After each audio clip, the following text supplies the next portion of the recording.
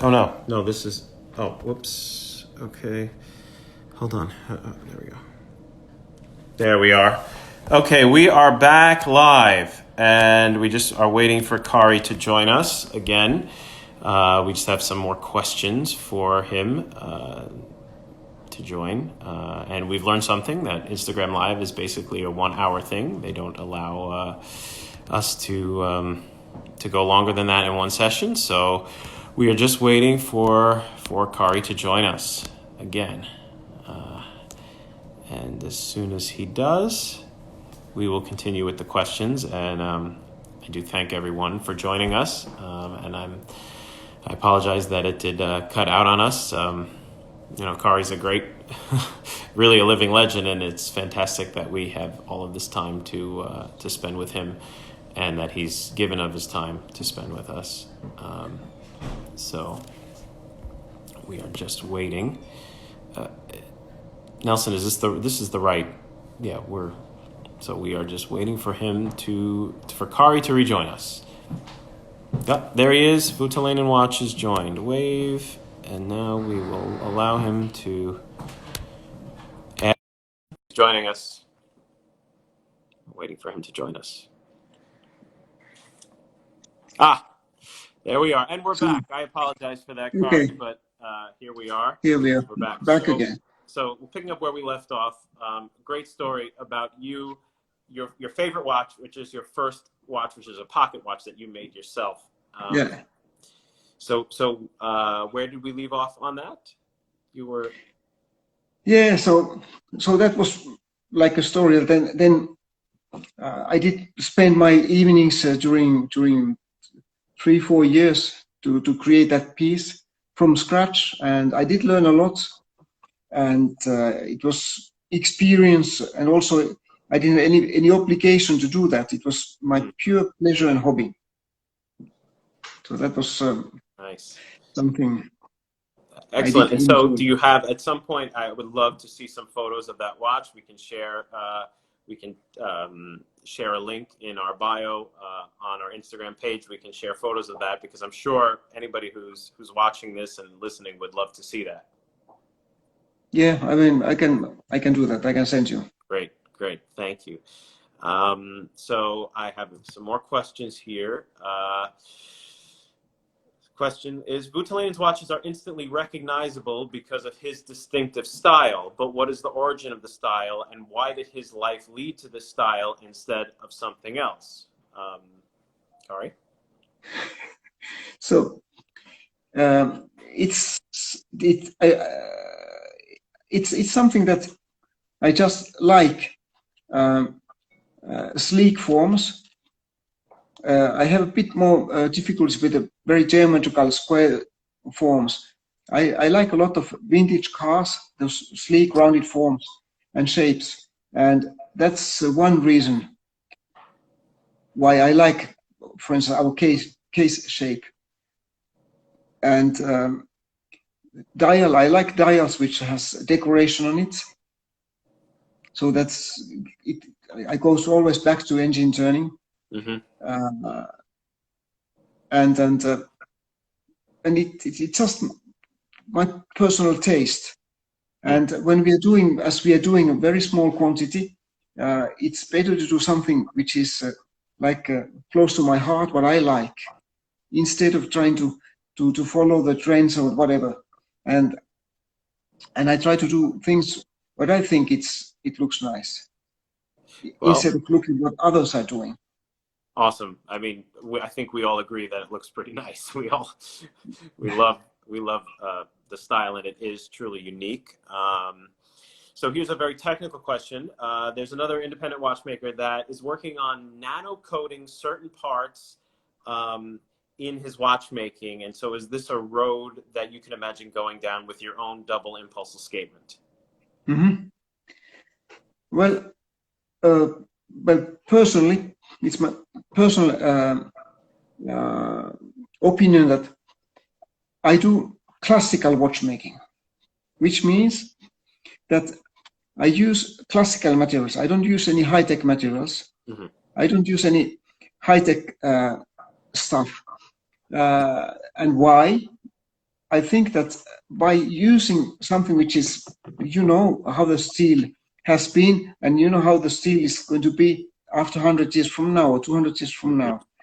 So like doing what we are doing today, I'm sure that our watches are going to be, they can be serviced in the future. So it's not high tech. So a classified watchmaker, he can disassemble the watch, he can clean the watch, and he can put it back and oil it, and the service is done.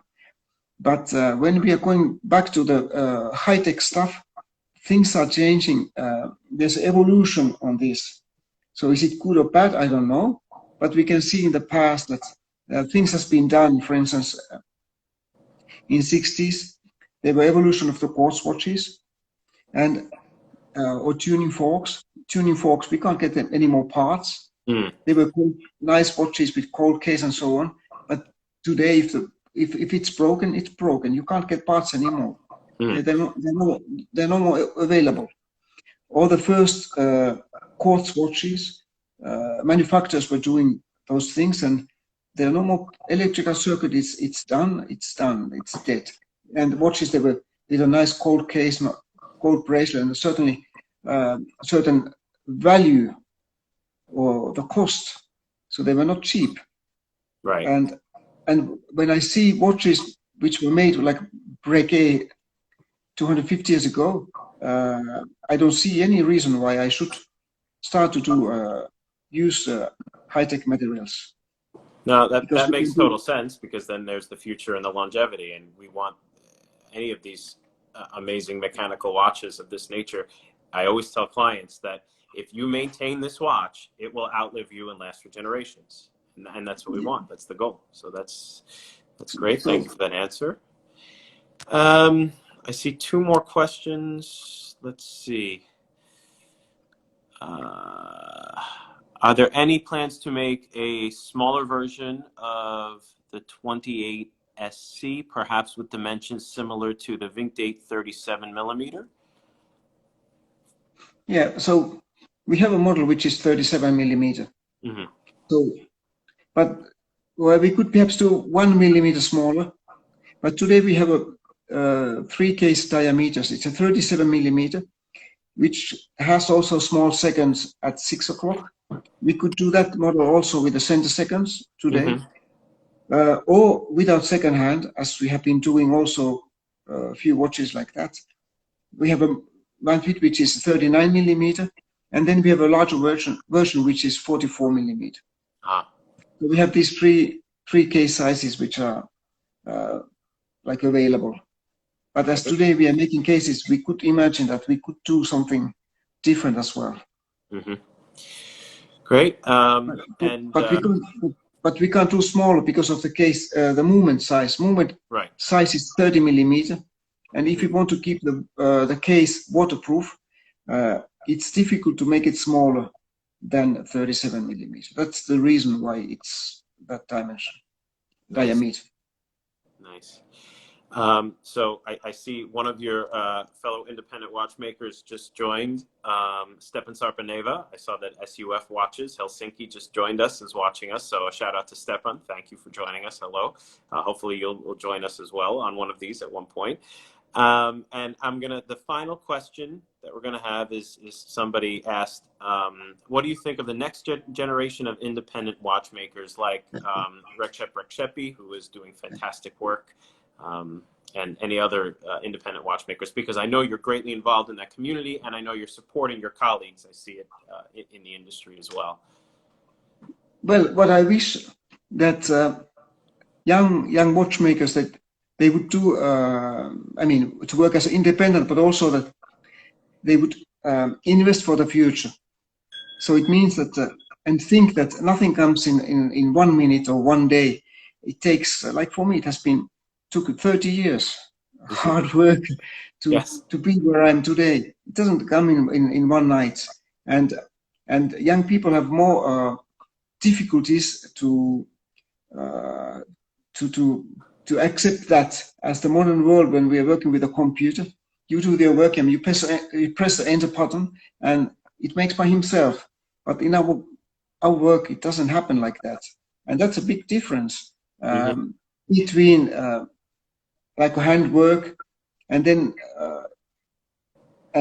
once we are doing our first watches, I mean, then it's a long way that you are doing that for years, and you became credible on the eyes of the customers. But it's also up, like today we have to be also very strict and correct, because the world is so transparent, and that ethic of the good work is you can't hide. So if you want to work properly, you have to do it properly all the time. But it's a big challenge. But the young people, they have a lot of advances today because of the modern communication. So that's the revolution, and they have all the cards on their hands. Then it's up to them to play the card. Right. Nice. Well, yeah, it makes sense. And of course, like anything, Rome wasn't built in a day, and you have to do hard work and learn from the masters like you. So I see a bright future for sure in the industry, and you know, there's always going to be a place for incredible hand craftsmanship and artwork and horology. And I think you are serving as a great inspiration to the younger generation for sure. Yeah, I try, and also that with my colleagues with whom I'm working, and I know, so I'm ready to share. I don't have anything to hide, and also to share the passion, but also to share the techniques or whatever is needed. So I don't have any problems on that side. I always say that the graveyard is full of secrets. I want to share them before. Fantastic. Well, listen, you have given so much of your time here to us, and we are incredibly grateful. And we at Manfredi Jewels are incredibly grateful to be one of the few retailers that you work with in the world. And as I said before, it is my greatest joy in what I do to be able to create bespoke watches for clients in collaboration with you. So again, I thank you for continuing to make that happen with us at Manfredi. And of course, people know how to connect with us if they're interested in designing a bespoke timepiece with you. Roberto is here, and Roberto wants to say just that. Really proud to represent you. Thank you. And also, a wonderful friend. I wish you all the very best. My best to your family, Kari. Thank you, Robert. Thank you, and I thank you very much for the confidence for this all these years that we have been working together. It's been very easy. Yes. Thank you. So thank you so much for the confidence, and I can honestly say for us. You deliver more than you promised. Thank you. Thanks. Thank Yes. you. And so these this Instagram live will be able to be viewed on our Instagram page. So the previous hour, there'll be 2 separate entries, and this last part with the questions. Right. And if anybody out there who's watching has any further questions that they'd like me to ask of, you can email us at info@manfredijewels.com, and I'll get those questions answered for you. So once again, thank you, Kari Voutilainen. I wish you a fantastic evening. Thank you. Thank you so much. Bye-bye. Okay. Take care. Bye-bye. Bye.